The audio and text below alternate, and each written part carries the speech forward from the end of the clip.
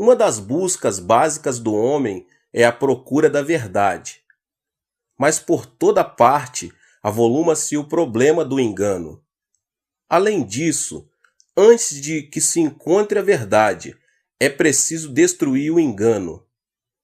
Os crentes encontram-se empenhados numa guerra de emancipação espiritual contínua. Uma de suas tarefas primárias é a destruição do engano na mente. Os incrédulos vivem sob o domínio de Satanás, sofrendo a maldição da morte desde o tempo de Adão. Não apenas temos a responsabilidade de destruir o engano ao nosso redor, mas também somos obrigados a lutar a fim de livrar os outros dele. A chave da destruição do engano encontra-se na palavra de Deus, a Bíblia. Porque as armas da nossa milícia não são carnais, e sim poderosas em Deus, para destruir fortalezas, 2 Coríntios 10:4. Se desejamos destruir as fortalezas do engano na mente, devemos usar armas divinas, armas de poder permanente, não de força temporária. A passagem bíblica que eu acabei de citar continua dando a maneira tríplice pelo qual o engano pode ser erradicado da mente da pessoa, anulando os sofismas e toda altivez que se levanta contra o conhecimento de Deus, levando cativo todo pensamento à obediência a Cristo, o verso 5 desse texto. O engano pode ser destruído de 3 maneiras. Então, a primeira maneira de anular todo o engano na mente é anulando os sofismas. Uma maneira de lutar contra os enganos de Satanás é anular sofismas, raciocínios humanos. Se você e eu desejarmos destruir o engano, devemos anular sofismas, quebrar argumentos orgulhosos e demolir a sabedoria humana. Ao ler em Gênesis a respeito da vida de Adão e Eva no Jardim do Éden, podemos perceber os princípios do engano de Satanás. No jardim, Adão e Eva tinham permissão para comer todo tipo de alimento maravilhoso, com exceção de um, o fruto da árvore do centro do jardim, a árvore do conhecimento do bem e do mal. Deus disse-lhes que estavam proibidos de comer dessa árvore. De toda a árvore do jardim comerás, mas da árvore do conhecimento do bem e do mal não comerás, porque no dia em que comeres dela, certamente morrerás. Isso está em Gênesis, no capítulo 2, versos 16 e 17. Em certo sentido, a árvore do conhecimento do bem e do mal era o fruto do raciocínio. Deus tinha e ainda tem autoridade absoluta. Seus mandamentos devem ser obedecidos incondicionalmente, sem o uso do raciocínio humano, referente ao bem e ao mal. Ao entrar Satanás no Jardim do Éden, manobrou a situação de tal maneira que o mandamento de Deus tornou-se objeto de sofismas, raciocínios sobre o bem e o mal. A história do livro de Gênesis ressalta tal fato. Mas a serpente, mais sagaz que todos os animais selváticos que o Senhor tinha feito, disse à mulher: E assim que Deus disse, não comereis de toda a árvore do jardim? Respondeu-lhe a mulher: Do fruto das árvores do jardim podemos comer, mas do fruto da árvore que está no meio do jardim, disse Deus: Dele não comereis, nem tocareis nele, para que não morrais. Então a serpente disse à mulher: É certo que não morrereis. Porque Deus sabe que no dia em que dele comerdes, se vos abrirão os olhos, e como Deus, sereis conhecedores do bem e do mal. Isso está em Gênesis, no capítulo 3. Os raciocínios centralizados no homem sobre o bem e o mal requerem que a posição do homem na presença de Deus passe de um ser criado a de um ser independente. Se o homem vir os mandamentos de Deus apenas com a sua própria medida de bem e mal, afirma ser igual ao seu Criador, está no mesmo nível de pensamento e tomada de decisão de Deus. Na realidade, isto é rebelião. Satanás tentou trazer a palavra de Deus ao ponto do argumento perante Eva, mas jamais se deve discutir com a palavra divina. Os mandamentos de Deus devem ser executados com detalhes. Foi aqui que Adão e Eva cometeram o grande erro. Colocaram a palavra de Deus no nível da discussão e argumento. Como resultado disso, foram enganados e comeram do fruto da árvore do conhecimento do bem e do mal. E com os bocados da rebelião, declararam sua independência de Deus e sua igualdade com Ele. É impossível que o ser criado seja igual ao Criador, mas por causa do engano de Satanás, isto foi o que Adão e Eva tentaram fazer. E por terem agido à base de suas imaginações, de seus raciocínios humanos, quebraram a comunhão com Deus, cometendo o pecado que trouxe a separação. Em vez de anular os sofismas, permitiram que o engano lhes abrisse a mente e foram expulsos do jardim do Éden. Em essência, a história do rei Saul do Antigo Testamento está cheia de sofismas aos quais se permitiu ter precedência. Uma história de rebeldia dos raciocínios humanos. Saul recebeu um mandamento claro de Deus. Os amalequitas haviam atacado os israelitas enquanto vinham do Egito. Deus agora ia vingar o seu mal e mandou que Saul destruísse por completo a nação amalequita. Isso está em 1 Samuel capítulo 15, no verso 3. Todas as pessoas e também todo o gado deverão ser destruídos. Mas Saul tinha suas próprias ideias. Embora matasse o povo, poupou o rei a fim de exibi-lo como prisioneiro de guerra e foi negligente na execução do mandamento completo. E Saul e o povo pouparam a Agag, e o melhor das ovelhas e dos bois, e os animais gordos, e os cordeiros, e o melhor que havia, e não os quiseram destruir totalmente. Porém, a toda coisa vil e desprezível destruíram. 1 Samuel capítulo 15, 9. Samuel, um dos profetas escolhidos de Deus, ficou sabendo de que Saul fizera e o confrontou com suas más ações. Por que, pois, não atentaste à voz do Senhor, mas te lançaste ao despojo e fizeste o que era mal aos olhos do Senhor?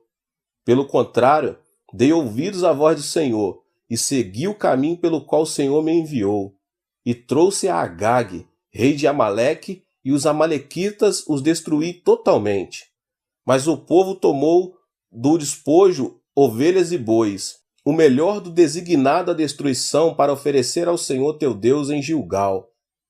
Samuel respondeu ao engano de Saul, dizendo: Tem porventura o Senhor tanto prazer em holocaustos e sacrifícios, quanto em que se obedeça a sua palavra? Eis que o obedecer é melhor do que o sacrificar, o atender melhor do que a gordura de carneiros. Porque a rebelião é como o pecado de feitiçaria, e a obstinação é como a idolatria e culto a ídolos do lar. Visto que rejeitaste a palavra do Senhor, ele também te rejeitou a ti, para que não sejas rei. O rei Saul não havia aceito o mandamento de Deus como uma ordem absoluta. Aceitaram o mandamento divino, segundo suas próprias imaginações e raciocínios, seu próprio entendimento do bem e do mal, visando o seu benefício e forma de pensar. Temos a tendência de fazer isso também, meus irmãos.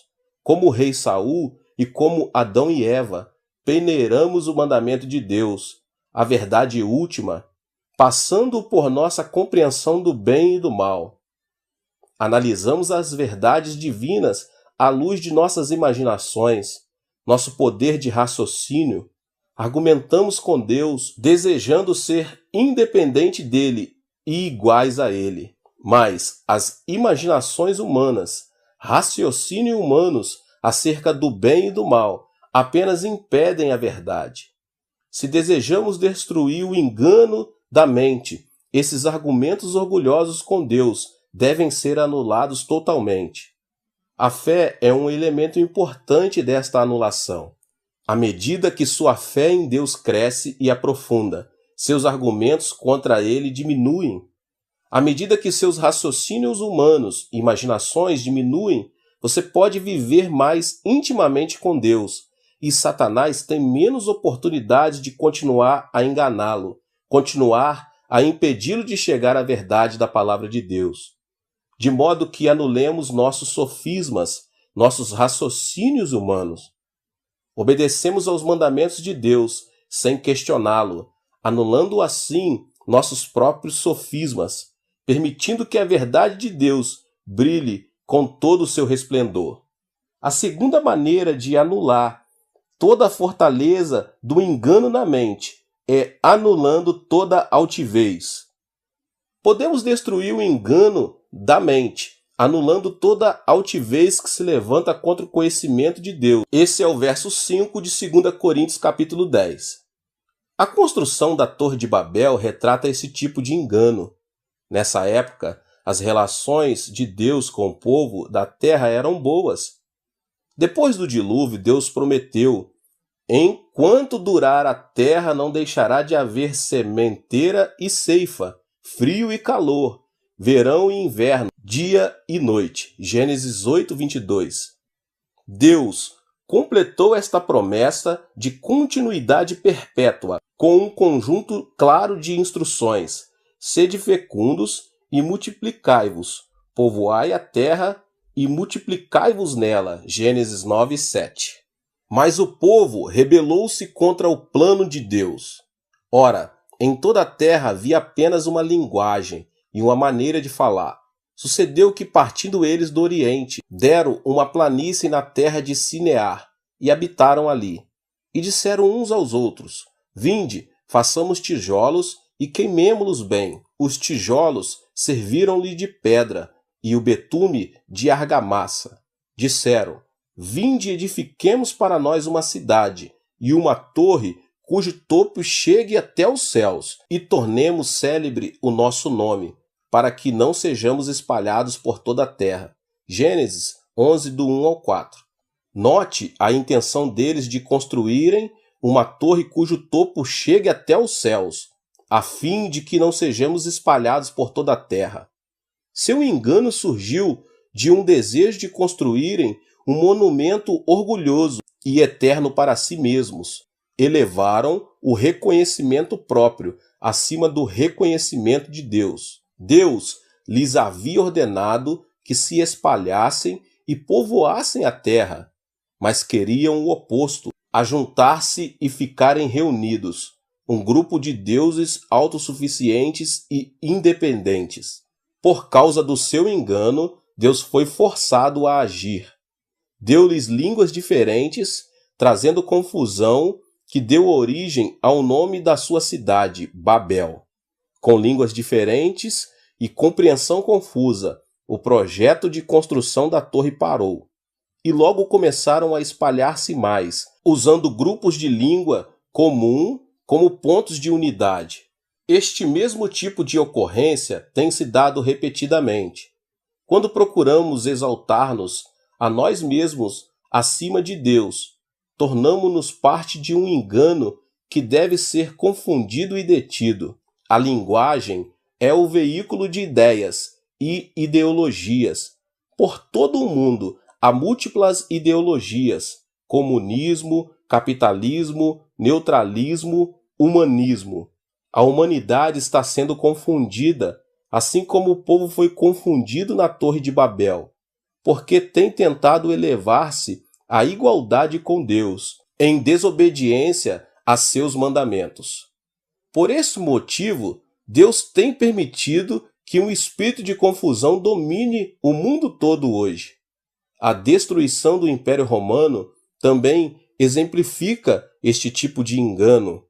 A hierarquia religiosa romana tornou-se uma Torre de Babel espiritual. Então Deus fez com que esse grande império se confundisse. Dividiu-se em dois, do Oriente e do Ocidente, que foram destruídos por invasões de bárbaros. Outras civilizações também trouxeram consigo este engano destrutivo. O historiador Toynbee escreveu que no século XX, mais de 20 civilizações se levantaram e caíram. Toda a altivez que se levanta a si mesma contra o conhecimento de Deus deve ser anulada. E a terceira e última maneira de destruir as fortalezas do engano na mente são os pensamentos cativos. Um terceiro modo pelo qual podemos destruir o engano é levar cativo todo pensamento à obediência de Cristo. Nestas palavras encontra-se uma importante verdade. Se captarmos os pensamentos de alguém, teremos capturado tal pessoa. Pense no momento em que o mundo do comércio usa a comunicação de massas. Ligue a televisão, o rádio e dê uma olhada nos jornais. Por todos os lados você vê anúncios. Esta é a era da propaganda e nossa sociedade está inundada com anúncios. Alguns dias atrás, meus 3 netos viam televisão e apareceu uma propaganda de macarrão instantâneo. Foram à minha esposa dizendo: existe um novo tipo de macarrão. Por favor, compre para nós. Quando cheguei em casa, vindo da igreja, meu segundo filho correu para a cozinha, abraçando um pacote novo de macarrão. Papai, exclamou ele, olhe só, vamos comer macarrão do jeito que eles mostraram na televisão. Mediante a propaganda constante, o mundo comercial capta os pensamentos e imaginações do público. Indireta ou subconscientemente, o público, você e eu, estamos sendo controlados pela comunicação de massas. Pensamos estar tomando decisões independentes, de acordo com os nossos próprios desejos, mas tal não é a verdade. Estamos sendo manobrados constantemente pelo mundo dos negócios, um mundo que continuamente joga propaganda em nosso subconsciente. Paramos de tomar decisões segundo nossos próprios desejos e aceitamos os desejos promovidos pelos anúncios. Hereges e comunistas usam as mesmas táticas para a captação do pensamento. Lavam o cérebro das pessoas, tornando-as escravas de suas ideologias e exigências. Somente quando nosso pensamento tornar-se cativo de Cristo, poderemos destruir o engano por completo. Somente então poderemos ter a liberdade da verdade. O próprio Jesus Cristo é a verdade última que nos leva à vida, à libertação, à liberdade e às bênçãos. A fim de destruir o engano na mente e desfrutar da verdade divina, seus pensamentos devem ser levados à obediência de Cristo. Tente absorver os pensamentos de Jesus em sua mente. Imprima-os em sua mente mediante o estudo da palavra de Deus e a meditação.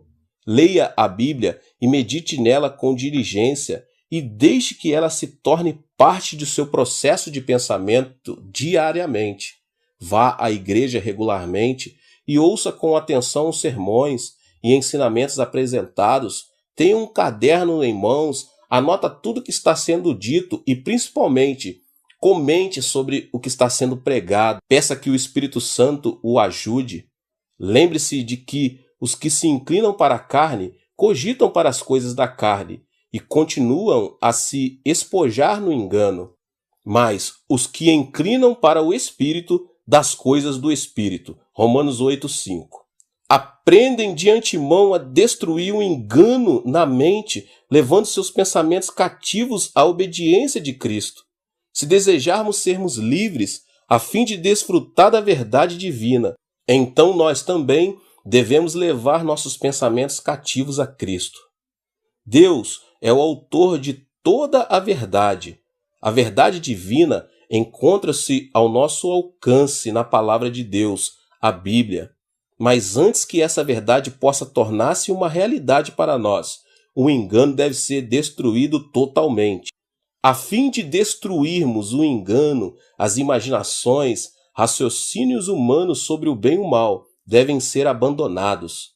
A fim de destruir o engano na mente, toda a altivez que tivermos colocado na igualdade de Deus, quer sejam ambições, ideias, quer inspirações, devem ser lançados fora, a fim de destruir o engano. Todo pensamento deve tornar-se cativo à obediência de Cristo. Somente quando o engano for destruído, poderemos cessar as lutas na busca da verdade. Somente então você e eu poderemos desfrutar por completo paz e bênçãos que a verdade em Cristo traz. Queridos, Deus abençoe a vida de cada um dos irmãos. Você que chegou talvez pela primeira vez aqui neste canal e foi impactado por essa palavra. Que Deus possa te abençoar ainda mais.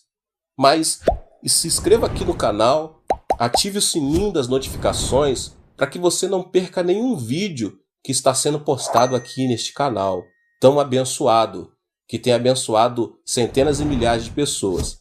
Eu convido a você para que você possa deixar também aqui o seu like e não esqueça de compartilhar este vídeo com as pessoas que você mais ama. Nos vemos nos próximos vídeos, nesta série tão abençoada do pastor David Poyong Cho. Até mais. Deus te abençoe. Tchau, tchau.